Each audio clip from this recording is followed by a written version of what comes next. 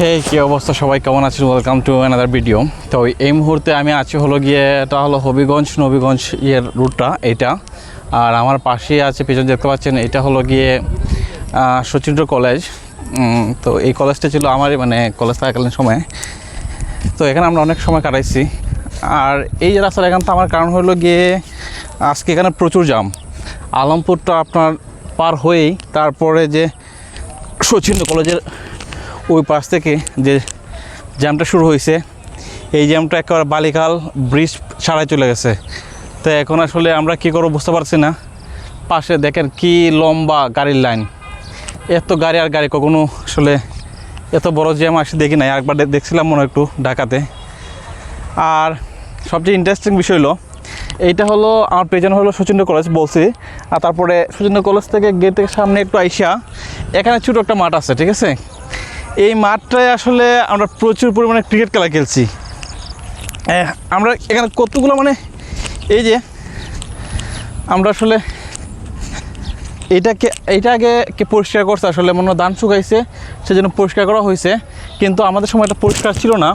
তখন আমরা আসলে স্টাম্প দিতাম ওই জায়গায়, স্টাম্পটা দিতাম এই জায়গায়, একদিকে বোলিং করতাম।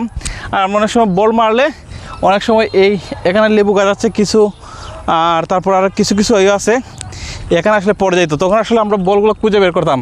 তো আজকে একটা আসলে নিজের একটা স্মরণীয় একটা মুহূর্ত দেখতে পাইলাম, মানে স্মৃতি, কলেজ লাইফের স্মৃতি। তো যারা আমার সাথে আছে সবাই জানাবেন, মানে এটা কমেন্টস করে জানাবেন যে আসলে এখানে খেলার স্মৃতিগুলোর মুহূর্ত সবার কাছে। আর এইটা হলো এখানে দুইটা মানে হোস্টেল আছে, মানে হল। এখানে আমরা আসলে মূলত থাকছি।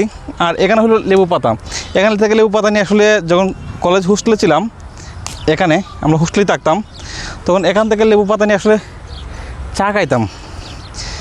আর এখানে একটা তাল গাছ ছিল, সামহাও তাল গাছটা এখন নাই, ওইটা থেকে তালও খাইতাম। আর এখানে শিমুল গাছ, মানে শিমুল তোলা গাছ ছিল কয়েকটা।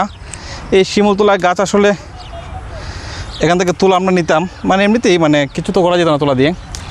তো আজকে সেই জিনিসটা আসলে, আর এখানে আমরা ফুটবল খেলা খেলতাম, মানে এখানে যখন বৃষ্টি হইতো প্রচুর, যখন ক্রিকেট খেলা তো অবস্থা ছিল না। তো প্রায় এখান থেকে গেছিলাম প্রায় 2012 সালে, 12-13 সালে। আর আজকে আবার আসছি এই জায়গাটায়। তো আসলে অনেক স্মৃতি মনে পড়লো। আর যে জ্যাম লাগছে, এই জ্যাম যে কখন যে শেষ হবে এটা আসলে ভগবানই জানে। আমরা যাওয়ার কথা ছিল একটু নবীগঞ্জ, কিন্তু আসলে আমরা নবীগঞ্জ যেতে পারবো কিনা এটা আসলে সময় বলে দিবে। এখন তো আবার সন্ধ্যার কাছাকাছি হয়ে আসছে, এবং দেখা যাক আসলে কি হয়। তো ধন্যবাদ সবাইকে, ভালো থাকবেন সবাই। আর আমার সাথে যারা ব্যাচমেট আছে বা আমার সিনিয়র জুনিয়র আছে, তারা কমেন্ট করে জানাবেন যে এখানের আসলে ক্রিকেট খেলার স্মৃতির মুহূর্ত। তো ভালো থাকবেন সবাই, টাটা।